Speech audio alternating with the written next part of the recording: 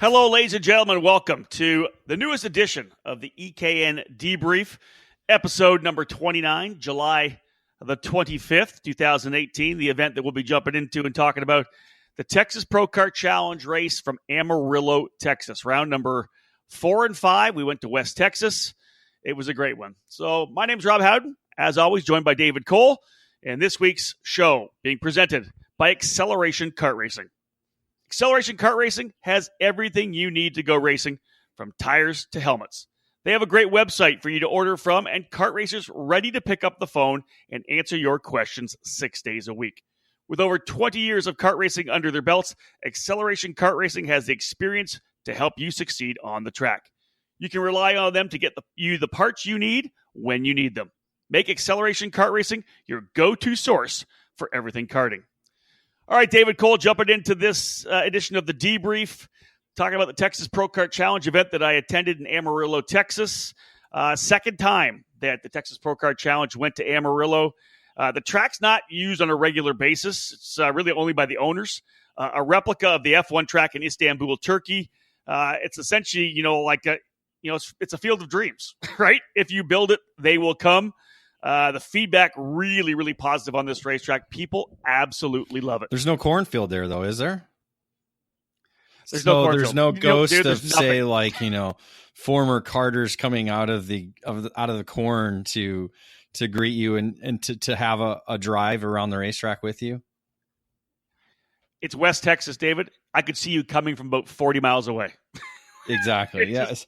So that's the one kind of good thing that they have, is that they have plenty of room there. It seems like there was no lack of space for this type of event, especially in the paddock, being as wide open and as an area that it's in. But again, the downside is there's nothing blocking all that wind and everything from blowing over everything in the paddock. I'll tell you this right now. We were all thankful for that wind. You're right. There's nothing to block the wind at all, but Amarillo was in the middle of a record-setting heat wave when we were there. Temperatures anywhere from 95 in the morning up to like 104, 105 throughout the weekend. It was that steady wind that actually made it bearable. It was, David, I'm telling you. And I was outside under an easy up for this particular race because the track doesn't have the full timing tower, announcers tower. I talked to the track owner, Thane Morgan. He's looking at putting in potentially a covered paddock as well, or a covered pit area, pit lane, grid area. But man, if it wasn't for that wind, I think we all would have melted. It was just that hot. Well, not every track can have the Howden Tower, right? This is true. You're right. They should, but you're right. Yeah. So the wind helped. Was it aggressive wind, or was it just enough to help keep you cool? No, it was, well, I would say yes, it was aggressive because it was hard in the face from the west the entire time, but it wasn't like it was blowing easy ups over. It wasn't like it was damaging the paddock at all. It was a steady wind the entire time. And honestly, if it wasn't for that wind, I think we all would have melted, because it's what kept us cool. I mean, we were all worried. They kept saying, well, it's not supposed to be windy on Saturday.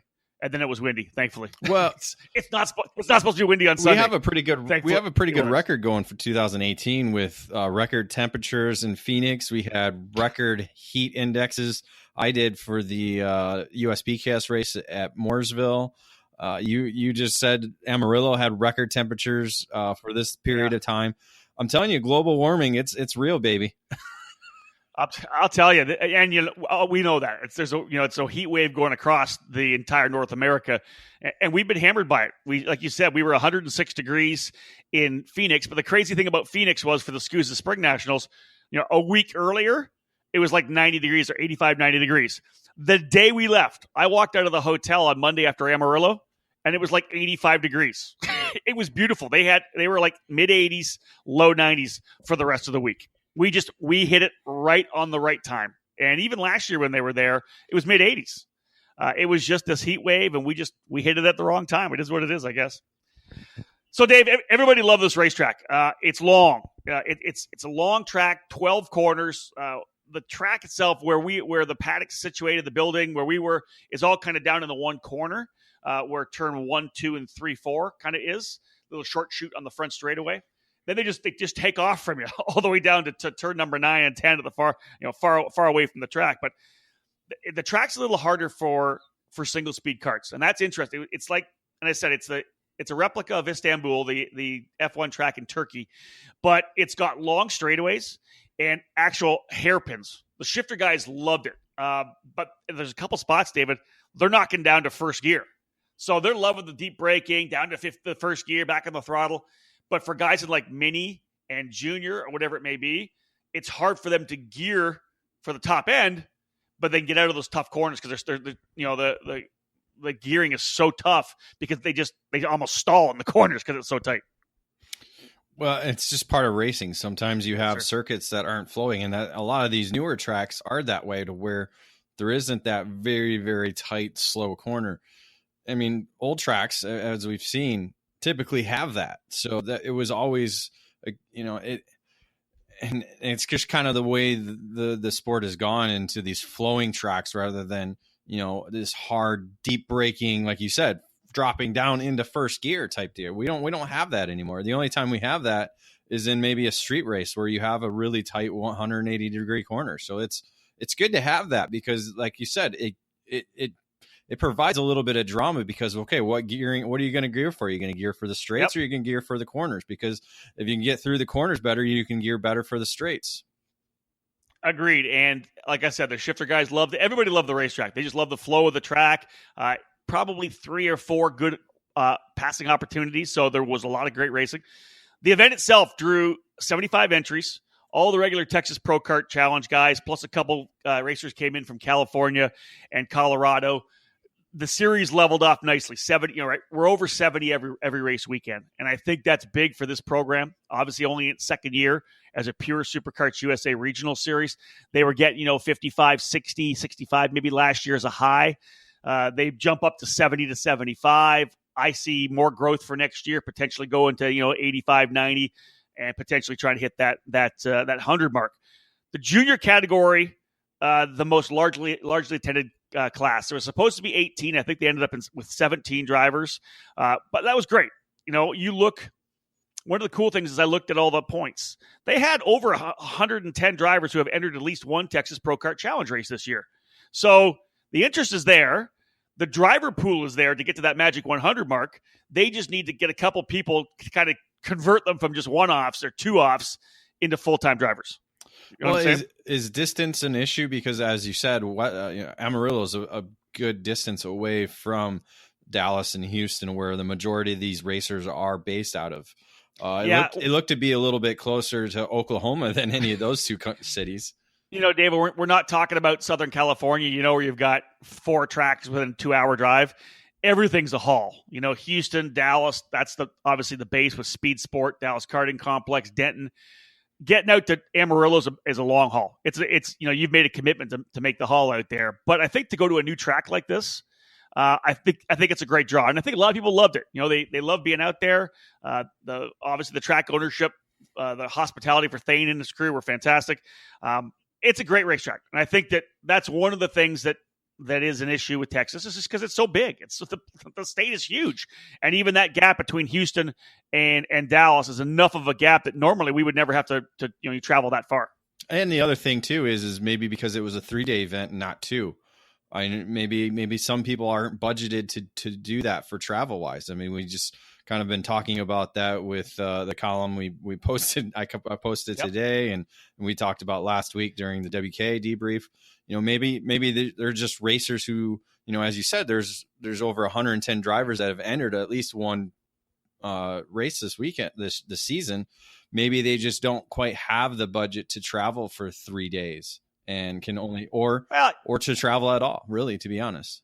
Potentially. It's a long haul, but as I said, the cool thing about it is this is really the only like top level kind of, it's a regional, but it's a national, right? Mark and Gina French try to run their regional series very much like Scusa runs their pro tour to prepare drivers to make that jump. There's obviously another series that runs the Briggs categories and other classes in the state, but I think I always say 3 or 4 races is the way to go. I like the 4 races because they hit the primary tracks in that Dallas, Houston area. And I like this run out to Amarillo. It's a cool place. It's like a one-off, go have fun. So I think the series is moving in the right direction. Got a great staff there. Gina, Mark, the whole crew, they do a fantastic job. I'll tell you, Mark French is a hell of a race director. He wrenches on his kids' cart when they're karting. Obviously, Jake, I think he's ranked number 3 now, but he's got the national number 1 plate from last year. He let Jake do his own wrenching this weekend because he's the race director, Mark French is, and I tell you, he's doing a great job. He drops the hammer, penalties are flying, and same we saw in Denton, same as we saw at Speed Sports. A little rougher on Saturday. He drops the hammer on penalties. Sunday, a lot cleaner. I think he does a great job as a race director. Well, he's got plenty of years of experience watching and seeing what a lot of the different race directors do. Obviously, he's able to talk with his wife, Gina, get feedback from her on, how she's handled things in the past. So he definitely has the experience. And I think that's one of the key things to being a good race director is experience, knowing, what the difference between racing and unavoidable contact is and those type of scenarios and just knowing, what a good racing is and what bad racing is. And the other thing I thought about is the time period. Great point. Being in the middle of the summer, does that help or hurt this event? Because it helps bring maybe some people from other areas of the country, but will it, if we did it later or earlier, would it help because of the weather make people want to go there? I don't think so. A good point on let's first. I'll start with getting back to you. Good point on Mark being. He's a father. He's a wrench. He's at the top level, so he knows what he wants to see. He knows the racing he wants to be able to do, and that's exactly the same deal that happens. When he gets to a racetrack, because he knows the racing he wants. He wants to let guys race, and that's what he did at Denton. He tried to let the kids race a bit on Saturday. They drove like idiots, so he dropped the hammer, and they raced better on Sunday. And he really wants to give them a chance to be able to race hard, side by side with some contact. It's fine, because that's what he does. But I think with his experience, as you said, that's what has really made him a solid race director. To speak to your point of the way they had the schedule set up, I think it's a great schedule. Personally, they ran in March, they ran a race in June, one in July, and then they don't run against until September. The March and September races, which are during the school year, are just the 2-day events. Practice Saturday, race on Sunday. The summer races are the 3 race. You roll in Thursday, you practice on Friday, race Saturday, race Sunday. I love what they've done. I think it's a great way of doing it. I don't think the weather in Amarillo plays any role whatsoever because it's normally 85 or 90 degrees. It's not like it's always going to be 105. It was a record temp. I think everybody knows that when you go there, for the most part, it's going to be mid 80s or low 90s. So, and again, I think the series is growing. Like I said, 75 total entries, up over 10 to 15% from last year. This program is on the move forward, which is good. Let's that's the overview. Let's take a break. On the other side of this break, I'll come back and let's get into the paddock pass. We'll chat a little bit about some of the stuff I saw in the paddock. Since 2003, K1 Race Gear has been a one-stop shop for all your indoor and outdoor karting needs. From racing shoes, suits, and driving gloves to chest protectors, rib vests, accessories, and bags, K1 Race Gear provides quality karting products for the enthusiast and the professional alike. We have an incredible lineup of K1 karting suits designed to fit everyone's budget. Check out our entry-level GK2, the new Apex 2, and our top-of-the-line Speed 1 suit. Then, choose from our Apex and RS1 karting gloves and add in our K1 shoes, rib protectors, and neck collars. If you need a custom suit to support your sponsors, we can create a custom look as unique as you are. As you would expect, our custom suits are made to order. With pricing as low as $495, you're sure to find a suit that not only satisfies your racing needs, but is easy on the wallet as well. We take care of all of our customers at K1 Race Gear, not just the ones with deep pockets.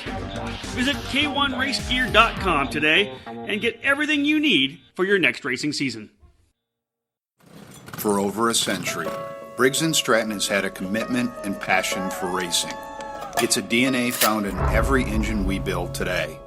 So whether you kart race, Baja, race quarter midgets, or believe that dirt and snow are just God's way of adding to the challenge, The dedicated spirit of every Briggs & Stratton employee stands at the fence waiting for the green flag to drop. Briggs & Stratton Racing. What powers you? Welcome back, ladies and gentlemen, to episode number 29 of the EKN Debrief. Rob Howden and David Cole breaking down the Texas Pro Kart Challenge event, rounds 4 and 5 from the Amarillo Kart Circuit in West Texas. Let's jump into the Paddock Pass, presented by VME Kart. Today's Paddock Pass segment is brought to you by VME Kart USA, the company that is taking American karting by storm. VME Kart USA is winning on the East Coast and West Coast and secured their first championships of 2018 thanks to Eric Jackson and Chase Gardner at the Challenge of the Americas. The new VME Kart has a very wide tuning window and works extremely well with all engine and tire platforms.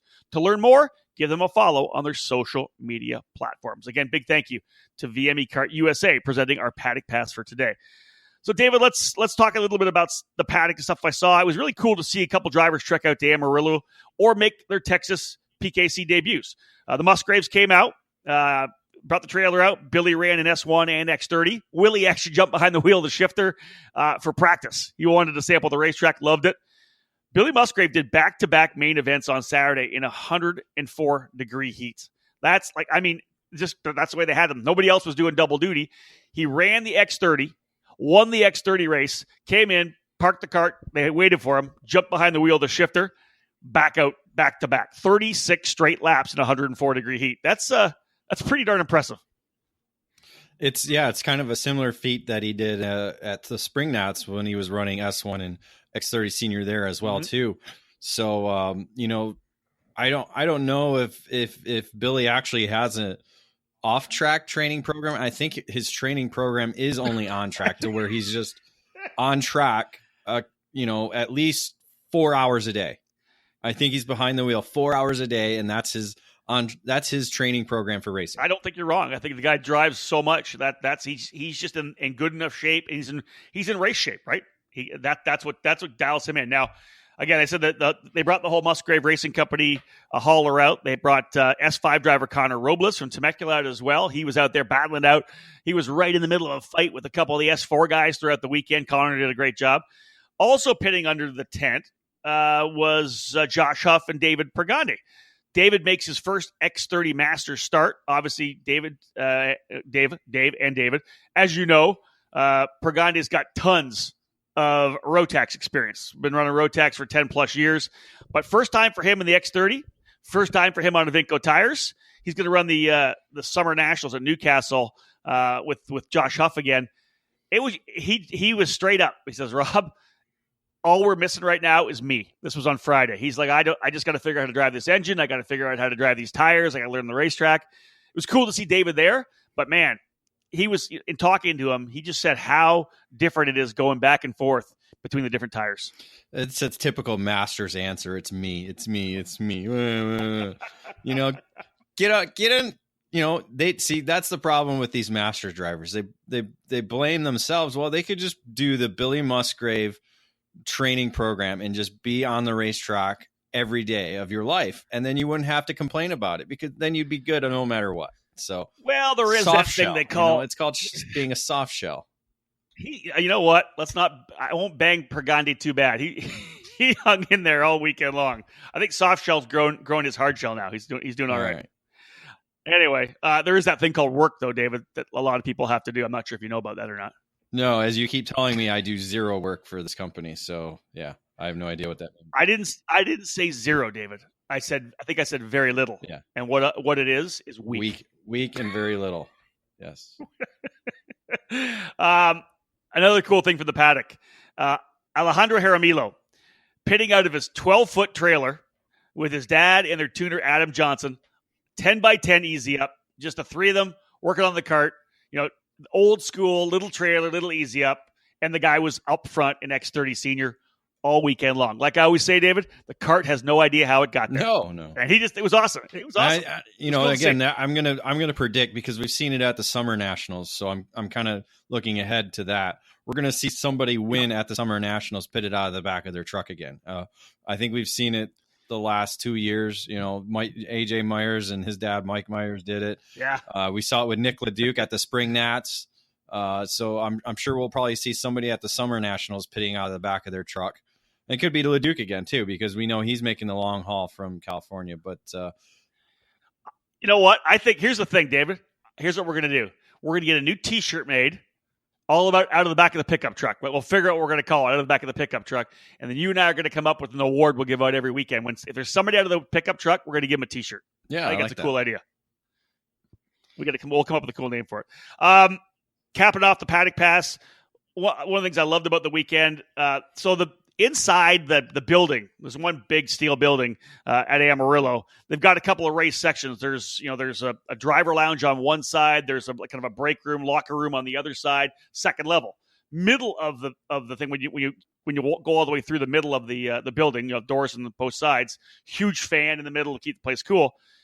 But in the top level where they have the driver lounge is where we did the kind of like a Formula One style podium. So all the podium guys came up.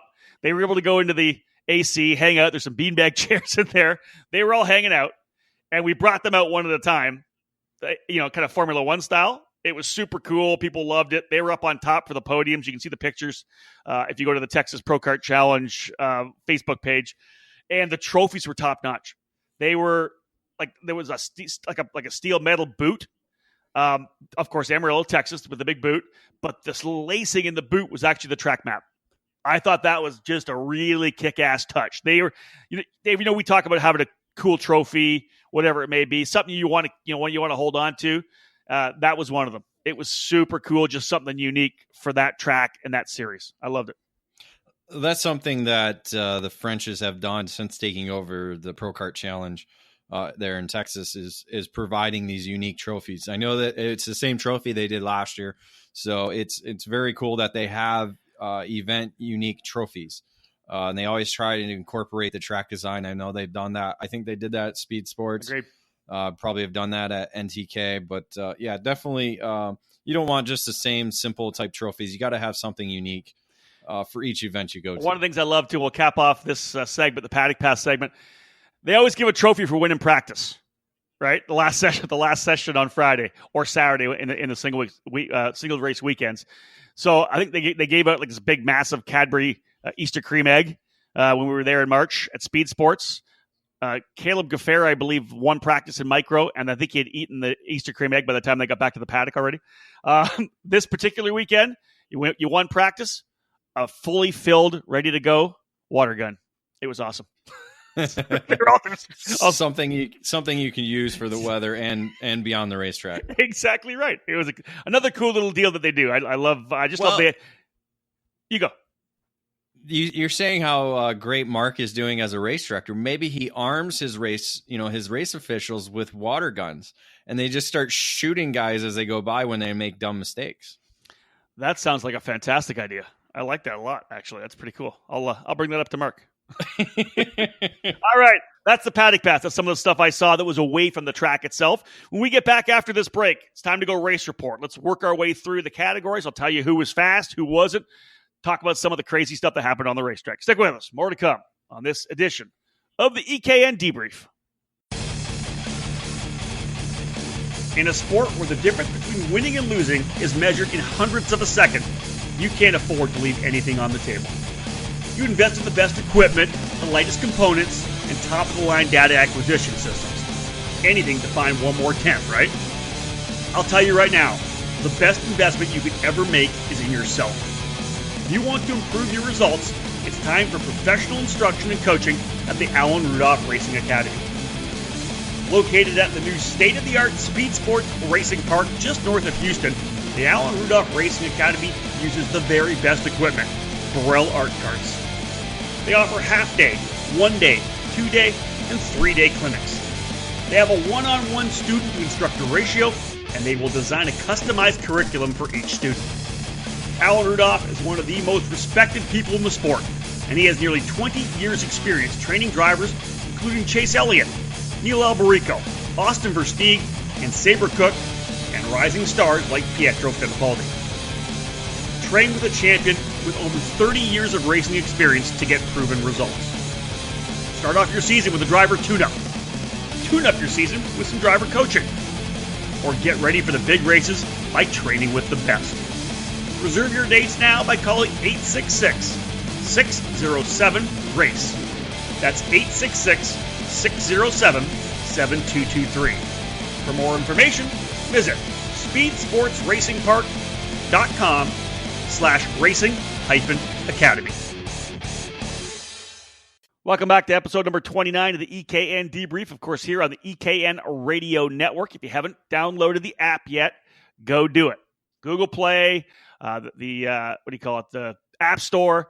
Get yourself hooked up. Download the EKN Radio app, put it on your mobile device, and you are one tap away from 24/7, 365 karting content. All of our EKN live archived races, all of our podcasts are on there. Just a great opportunity. Streaming. Put it on when you're in the garage working on the kart. When you're rolling down the road, if you're bored and you want to hear some karting, download that app. Let's jump into the race report from the Texas Pro Kart Challenge event in Amarillo. This particular race report presented by IAME USA, who are the importer and distributor of the hottest two-cycle engine program in American karting, featuring the X30 and Swift engines, and of course the new KA100. They can all be found on the club, regional, and national racing events from coast to coast. IAME USA's dedication to quality and customer service is unparalleled. IAME is also a proud supporter of series like the United States Pro Kart Series, WK Manufacturers Cup, F-Series Gear Up Challenge, and the Super Karts USA national and regional programs. All right, David, let's jump into X30 Senior. Good group of drivers. I talked about Alejandro Jaramillo and how he and Adam Johnson, his tuner, pitting out of a 12-foot trailer. Dude, he was quickest all weekend long. I mean, like, qualified on pole, won the pre-final. A young kid, I think he's only 15 years of age. This kid's taking it to some pretty good drivers. We're talking Billy Musgrave, Brendan Baker. We're talking guys that, had won championships last year, like Brett Mitchell. There's a lot of great dudes, fast guys in X30 Senior. He's leading. Got things handled on Saturday. Comes up on a slower car in the absolute worst place. Now, before the race day, to the drivers' meeting, Mark French said very aggressively, if you're going to be lapped, he showed the racers every flag. If you're getting the blue and the yellow with a yellow stripe, that means the leaders are coming up on you. Hold your line. Just hold your line. They'll get by you. Well, 5, 6, 7 is a super tight left-hand cutback, and then another tight right-hander, then another tight left-hander. It's the tightest part of the racetrack. And Jaramillo, with Billy Musgrave breathing down on him, caught the slower car right there and tries to make the move. There's contact. He goes off the racetrack a little bit, and Musgrave's able to sneak through. And Alejandro was obviously disappointed with it, but in talking to him afterwards, he said he loved it. He's pulling out of the corner, trying to get the thing to spool back up because it's fell off the pipe. Billy Musgrave drives by, looks over, and kind of shrugs his shoulders like, sorry, dude. and Alejandro's like, you know what? That was classy. It's not like he went by and flipped me off or said goodbye. He just went, kind of shrugged his shoulders, put his hand in the air like, oh, dude, that sucks for you. Yeah, it was kind of more like, what can you do? Exactly.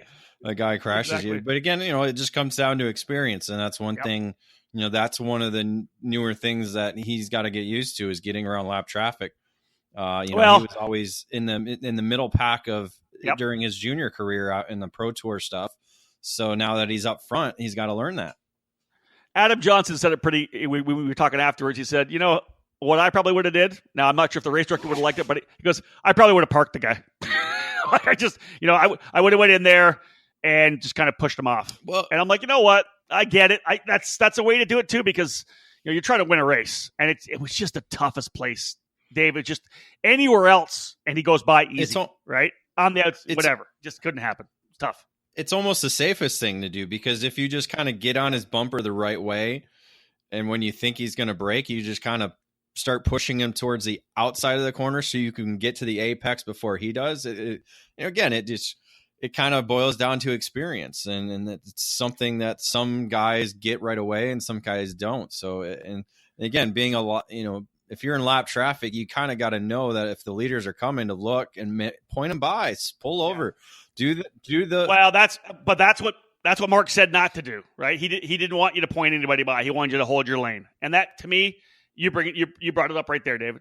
I don't think that's personally the way to go. I think you see that yellow, have a quick look over your shoulder, And if you're a lap car and you're not in a battle, let him by. Pull the Steve Wiener move and pull off to the side. Yeah. Point him out the way you want him to go and let him by. It's easier to do it that way. That's all you got. Because if you stay in the racing line, again, there's no telling what's going to happen, and this is what happens. Yep, exactly. So as I said, Billy Musgrave able to slip through after the contact. Alejandro able to hold on to second over CRG Nordam driver Brendan Baker, who was in the fight all weekend long. On Sunday, Jaramillo comes right back again, puts it on the pole, wins the pre-final.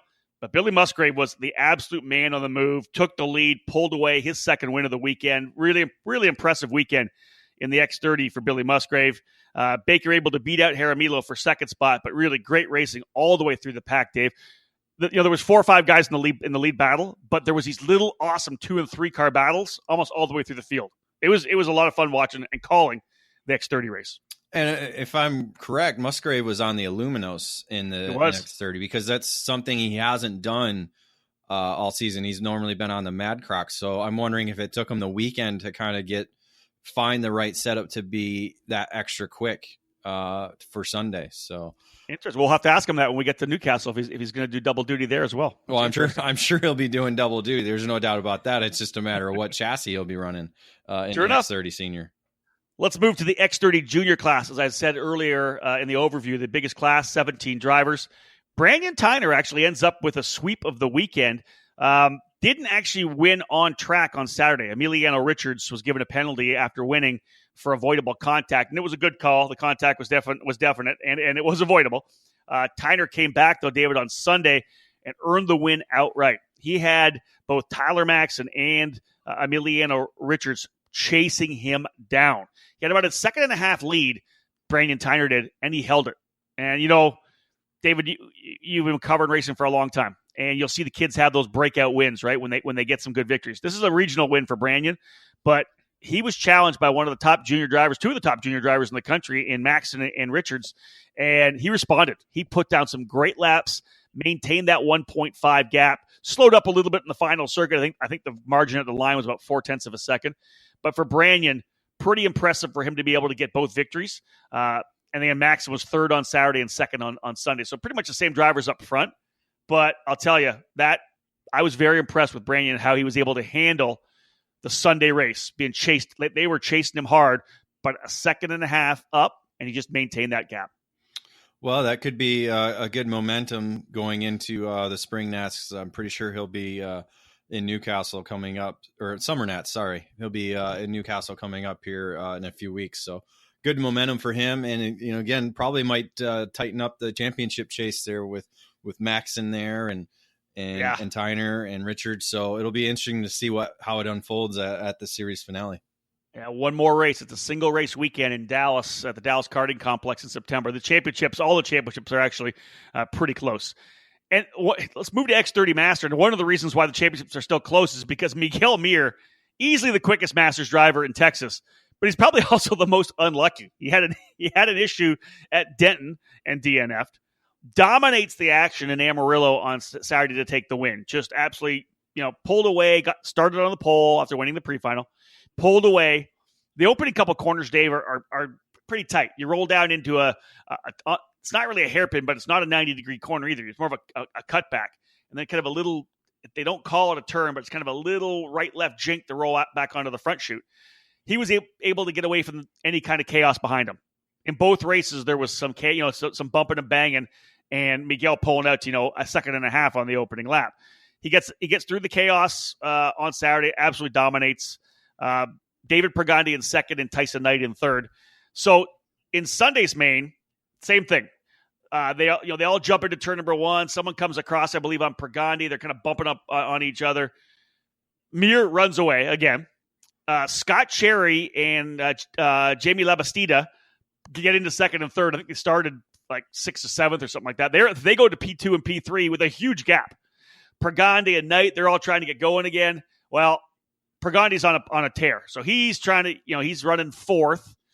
He's going to go try to chase down Cherry and Labastida to see if he can get on the podium. 2 laps in with a 4-second lead already, Miguel Mir, broken throttle cable right at the pedal. Like this guy, David, the luck just isn't there. It's crazy. Yeah, that's part of racing. Luck can either be on your side or not on your side. We've seen it over the last couple of weeks here in our family. Luck is definitely not on our side. Yeah. So, it just kind of just follows you for a short period of time, or it could be a very long period of time. So hopefully things will turn around for him at the season finale. What is it? It's good to be lucky and lucky to be good. Yeah, either or, right? So Mir's out.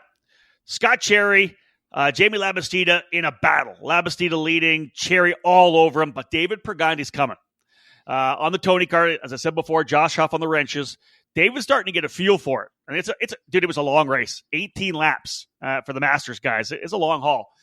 Well, David's, half a second quicker. And I'm calling it like, okay, he's running out of laps. He needs to be almost 7 or 8 tenths of a second quicker. Kind of running out of laps, running half a second faster. But then he goes 6 or 7 tenths quicker, and he's closing. He's within 4 seconds, 3, 2.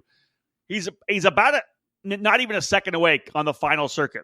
He's going to run out of laps. He needed probably 2 more laps. Pergandi's going to battle for the race win.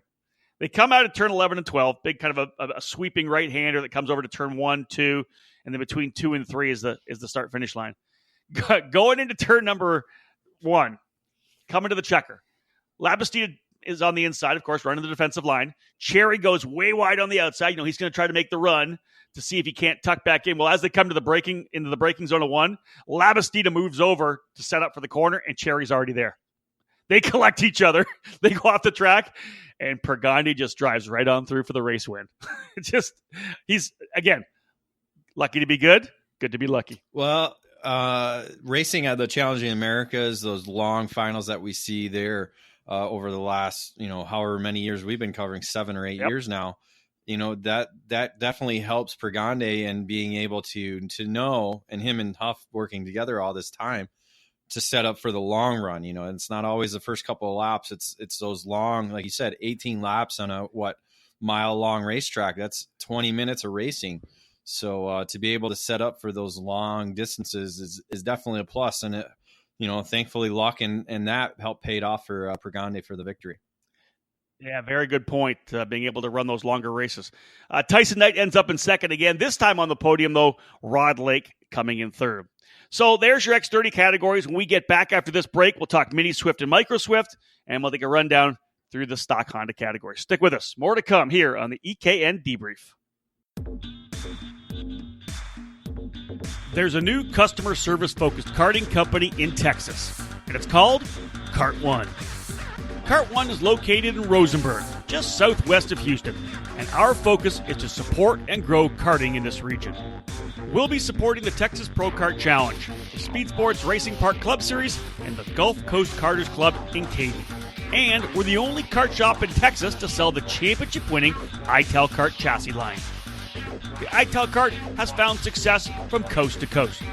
ITAL Kart has stood atop the podium at the Florida Winter Tour, IKF Gold Cup, F-Series Gear Up Challenge, and they have also won at the highest level of racing in the U.S., Superkarts USA Super Nationals. Kart One has ITAL Kart chassis in stock and ready for purchase. We're also dealers for IAME engines and parts and Avinco tires as well.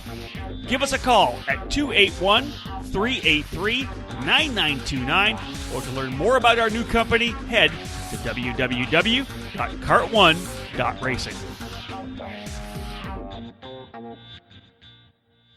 If you want to drive the best, drive a CRG. Our countless race wins and championships prove this fact, including taking the KZ Finals at the SCUSA Super Nationals and the CIK World Championships in both 2016 and 2017. Our material is second to none. After years of independent American importers, CRG is now managed directly by the factory and run out of our state-of-the-art headquarters in Texas. CRG Nordam is the American arm of the CRG factory in Italy, and we're serious about success. We stock a wide variety of parts in all of our chassis, from the CRG Hero for the mini categories, to the Heron for tag race, the Road Rebel for gearbox competition, and the new FS4, which has been designed specifically for American 4-cycle Briggs racing. If you're ready to step up to the national level, do it with a factory race team that competes across the USA. CRG Nord-Am is a full factory effort with the best personnel and the finest equipment. We're serious about winning, and you should be too. Welcome back to episode number 29 of the EKN Debrief, July 25th. David Cole, myself, Rob Howden, talking about the Texas Pro Kart Challenge event out in Amarillo, Texas. It was a warm one for sure. Let's jump into Mini Swift, David. We're in the race report section of the podcast. IAME USA, our presenting sponsor of the race report. Aiden Rudolph, pretty solid out of the gate in qualifying in the pre-final. Qualifies pole, wins the pre-final, but late race action in the Saturday main saw Joseph Moss come to the lead. Very impressive. He and Cooper Shipman able to get out there. It was, for both of those drivers, Shipman and Moss, probably the best I've seen them run. They were on top of it. They were getting aggressive, making good passes. Moss able to get out front. He ends up crossing the line for the win. Everybody's screaming and yelling. Tough that he ended up getting a penalty for avoidable contact, which moved Cooper Shipman to the race win. But not taking anything away from the speed that Joseph Moss showed on Saturday. Very impressive run for him. As I said, though, he ends up getting dropped back and Shipman with the win. Sunday's action, it was thrilling. Rudolph, Alex Stanfield, and Chase Gardner pulling away as the lead trio. They're settling in. They're running 1, 2, 3, and I'm wondering, Gardner, when are you going to make your move to second? Because, this is early in the race. He makes his move for the lead, David. Coming down this long back straightaway into the hairpin turn number 10. I'm ready to give him the book it. He's looking to the inside of, I believe it was Stanfield, trying to go by. He goes by both Stanfield and Rudolph. Passes 2 carts on the inside into the hairpin to come out as the leader. Easily the best pass of the weekend. It's good. Good racing, always in the Mini Swift category. And it's good to see a lot more drivers involved in the lead group. We're used to seeing Stanfield and Gardner and Rudolph now at the front, so good to see Cooper Shipman and Moss up there as well too. So after the pass, Stanfield locks onto the VME of Gardner, and they pull away. Rudolph kind of falls down the order a little bit, ends up getting passed by Enzo Swan for the third position. Stanfield, he showed very well. He was dominant at Denton for rounds number 2 and 3, winning both races, all over Gardner. And you're wondering, when's he going to be able to make the pass? Well, Gardner starts pulling away just a little bit, and he was actually able to hold Stanfield off. So Gardner gets the race win, Stanfield second, Swan third. Really good racing in Mini Swift. In micro, just 6 drivers, but again, these young kids getting a feel for it. Ivana Richards makes her debut.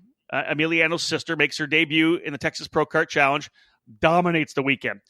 Paces every lap, qualifies on pole on Saturday, wins the pre-final. I told you before that Mark French went through all the flags. He pulls the checker flag out and says, guys, you race to this. Don't stop racing until you see the checker flag. I hate to say this, but Ivana pulled in 1 corner too early on lap 15. They ran a 16-lap final. She pulled in before the checkered flag. Everybody was just gutted for her. It was horrible. Yeah, it's not the first time and it won't be the last. It's something we see in karting. We've even seen in junior categories where drivers are pulling off. So it's just one of those things where, maybe they got distracted and didn't realize that it was a white flag and thought it was a checkered, so it's hard to tell, being that young and not knowing what kids are thinking in their heads at that age. So tough deal. My thought was that they started them on the little short shoot from 12 to 1. Checker flag was flew after they came around that corner between 2 and 3. I'm thinking that she probably figured she was just going back to where she started, right? So nonetheless, some lessons very hard to learn, or they learn, but sometimes it's a painful way to learn it. That's what happened for Ivana. In her absence, because she didn't come around, Ethan Thomason gets the win. Sarah Bradley finished second, and James Moss capped off the podium in third. On Sunday, she learned, David. No mistakes whatsoever. Absolutely blows everybody away. Cruises to her first series win. Thomason second, and Moss his second, third place finish of the weekend. So Ivana took the lesson and came back and won. I like that. Well, that's part of the reason why a lot of these parents like the two races weekends instead of the one, because if you do screw up Saturday, you have the ability to come back on Sunday, learn from your mistakes, and do it then instead of having to wait for a month, 2 months however long for your next event in order to redeem yourself. Agreed. All right, let's jump into the final three categories here, all running together as a combined race group. S1 Pro Stock Honda, 4 drivers, good battle between Jake French, Billy Musgrave, Hunter Pickett, and Christian Bird. Christian actually racing hard with one of the S2 drivers, Blair Hosey. That's kind of where he slotted in on pace. Top 3 drivers, though, Dave, were just a great battle. Jake French obviously showed why he is one of the best drivers in the country. He swept all 6 sessions, qualify, pre-final, final, won everything, won both main events. But Pickett got a whole shot and was able to pull out in front of him at one point. Jake eventually able to get by. But the bottom line was there was just some great racing. Musgrave and Pickett were second and third on Saturday. They swapped the spots on Sunday. And as I said, Christian Bird battling hard with Blair Hosey for most of the weekend. In the S2, I thought I was going to get able to talk here. I'll let you comment. Give you a break. You don't give me enough breaks, so thought I'd give you a break here. But I was going to just ask you a question so you can talk more because we all love hearing you. Wow. What's the word on Jake French for the future? Is it just going to be more focused on the car stuff still, or are we going to see him at the Summer Nats? That's actually not a question I asked, whether or not he was going to race. I know that he's sidelined right now in F4. They just don't have the budget to fix the car after the wreck that they had at Road Atlanta. They were able to get behind the wheel of an F4 car at Mid-Ohio, but someone got into the inside of him at the end of the back straightaway there, and they ended up flipping it into the tires. So I'm sure there's a bill there that they're going to have to deal with. I don't see him getting back in the F4 this year. I'm hoping that we see him at the spring or at the Summer Nats. That's a question I probably should have asked, but I did not. So I dropped the ball there. We'll have to find out. We'll work on that later. We'll work on that. S2, semi-pro stock Honda. I'm telling you, Dave, Max Hewitt is impressive.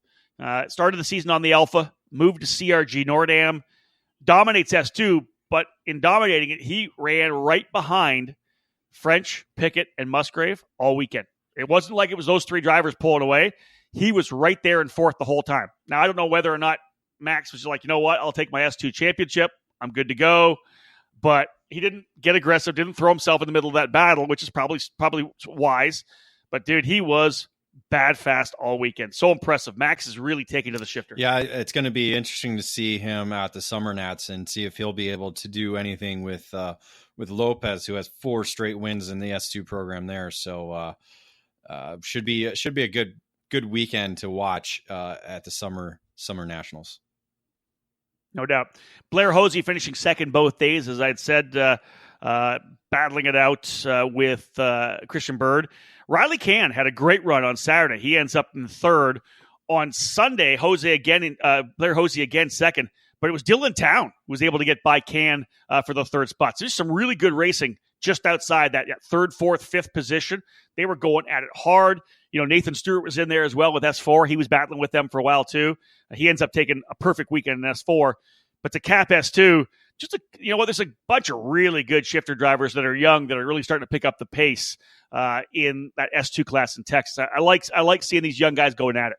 Yeah, we kind of need a regrowth in Texas for shifter kart racing. So it's good to see these guys who we've seen in Tag Junior and Tag Senior moving over to the 6-speed. Agreed. As I said about Nathan Stewart on his Sodi kart, perfect weekend, wins all 3 sessions, had the speed really to run with the drivers just outside the top 3 in S2. Rod Clenard finished second on Saturday. Track owner Thane Morgan turned things up big time, pressuring Clenard for that second spot on Saturday. He ends up in third. On Sunday, Stewart wins again. Clenard out early, lap 4, I think, came out of turn 4, spit the chain, done on the side. Morgan cruises through for second, and Miguel Garcia on the Alpha gets his first podium finish of the year in the Texas Pro Kart Challenge. Miguel doing a tremendous job, ends up P3. See, home track knowledge doesn't always help you, but at least it gets you on the podium. That's true. Thane did a great job. He was fast, and again, we thanked him. I thanked him a couple times for just building the racetrack, and he's got some plans. Just to touch base on that, he's looking at this thing like, hey, what do I do with this racetrack? I built it for myself. What, do I put more money into it? If he'd love to have some more races. He'd love to have a SCUSA race. He'd love to have a rock race. He'd love to have a Rotax race. Doesn't matter. He's saying the track is here. If promoters want to come and run it, give him a call. And if the interest is there, he said, I'll build a covered grid area. I'll add this. I'll bring, I'll push the paddock out more. He'll invest more into the track, but he just wants to know whether or not he's going to get some feedback and get some play with some of the other series. Interesting, of course, great racetrack, but again, out in the middle of nowhere in Amarillo. But I stayed in Amarillo. Some great restaurants there. I had a badass pizza at $5.75. Some great beers as well. Dude, there's some really, really solid restaurants. And again, of course, the taco truck, dude. The taco truck got me through Friday and Saturday. It was good. It was really good. Well, you were talking, he's open to anything. It's 15 hours from California. So I'm not quite sure the Challenging Americas could make it out that far, but you never know. True enough. Yeah, true enough. That'd be interesting. Okay, let's cap off this edition of the Debrief, episode number 29. We're done with the Texas Pro Kart Challenge at Amarillo. I had a blast. Can't wait to go to Dallas for the finale in September. Let's jump into the EKN Trackside Live race calendar. We'll talk about where David and I are going to be over the next couple of weeks. This look at the calendar presented by 3G Kart Racing. Located in Katy, Texas, 3G Kart Racing is a proud dealer for the Burrell Art chassis. 3G also sells and supports IAME, Honda, and Briggs & Stratton racing engines, and they are dealers for Fisher Racing Engines, the finest gearbox engine builder in the sport. From club racing to national competition, 3G Kart Racing provides its valuable customers with everything they need to win. All right, David, let's hit on the next 3 races. Where are we? We're kind of at the end of July. Let's say the next 5 weekends. Dude, you're back on the road this weekend. I'm heading to Mid-Ohio for the IndyCar race of the Mazda Road to Indy, presented by Cooper Tires.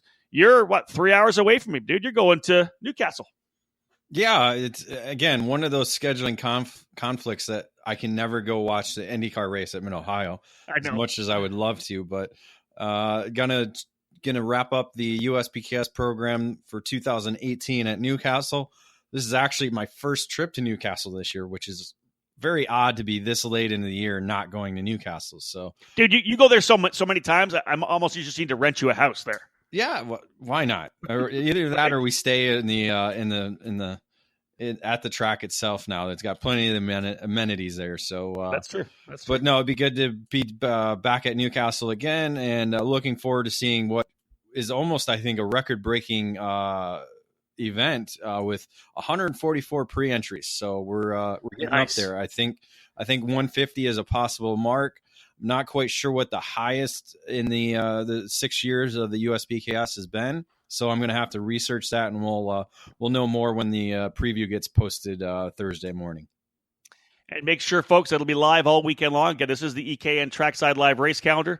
www.ekartnews.com/live. Tim Coyne will be on the mic. It's the USPKS, July 27th, 28th, 29th. The finale for the series, right, Dave? The finale, yes. All the champions are going to be crowned on the weekend, and the awards, I think $70,000 worth of awards, including 4 IME International Final tickets and many, many other products and prizes handed out Sunday during the ceremony in the Racers Grill. 2 weeks later, David, I know you've got this weekend circled on your calendar. It's the SCUSA Summer Nationals, the Pro Tour finale. I know you're just really looking forward to getting back to a race with me. It's been too long, David, right? Sure, Rob. Yeah, if that's what you say. I'm more looking forward to seeing who's going to come out as champions, because it's been an exciting 2018 Pro Tour. So I'm, a lot of different things can unfold. We could see our first 3-time champion with Ryan Norberg. There's, other championships that are coming down to the wire. Lots, I could see a full season sweep in S2, depending on what Lopez does. Just lots of different stories that are going to unfold in Newcastle that weekend as well, too. Yeah. I look forward to it. It's always a great race. The track draws a lot of guys. We're probably going to be anywhere between 220, 230, 240 entries. I chatted briefly with Tom Kutcher yesterday, and he told me that they're right on the same entry mark where they were last year at this time. And I think we had, 100 and there was 240 something drivers, 59 in X30 senior last year. So on the pace to have another massive event at the SCUSA Pro Tour Summer Nationals. Of course, that's their last Pro Tour race of the year. Champions getting crowned, as David said. Then they'll look forward to the the Super Nationals in November. Dave will cap off our look at the calendar. Labor Day weekend. Again, scheduling conflicts. I'm going to Portland for Road to Indy. Damn, I'd like to be at Rock Island, though, man. Yeah, lots of interesting things shaping up for that Labor Day weekend event. Always excited to go back there. This is my 15th straight year. I'm going to have to double check the numbers, but 2004 was the first year. So it's definitely on the calendar until I can't walk anymore. So looking forward to it. Well, hopefully one day I'll be able to get back there again. But Labor Day is a big weekend now for IndyCar and the Road to Indy. You'll be at Rock Island again, folks. That's September 1st and 2nd. Tim Coyne, who has taken my spot as the play-by-play man, the voice of the Rock Island Grand Prix. He'll be with David for that event. All three of those races, USPKS, SCUSA Pro Tour Summer Nationals, and Rock Island, live on the EKN Radio Network. Let's cap things off. A wrap-up from Texas and the Pro Car Challenge. First and foremost, David, they've stabilized their driver pool, 70-plus at every event, which is, I think, a big step from last year. When I'm there and I'm hanging around, the families just always look like they're having a good time. They had another barbecue, Nuclear Imaging Systems and P1 Promotions sponsoring a big barbecue on Friday night. Gina and Mark French just do a great job with this series. And as I had said, Mark's become a very good race director, not afraid to lay down the necessary penalties, which is definitely key. No. Track, Amarillo kart circuit, cool layout. Oh, yeah. Let's go back. Yeah. You had a comment on the race directing deal? Sorry. It was just breaking up. So I thought you stopped talking, but no, yeah. It's always good. It's always good to have kind of lay down the law, but at the same time, have that fun factor, fun event, fun environment, atmosphere.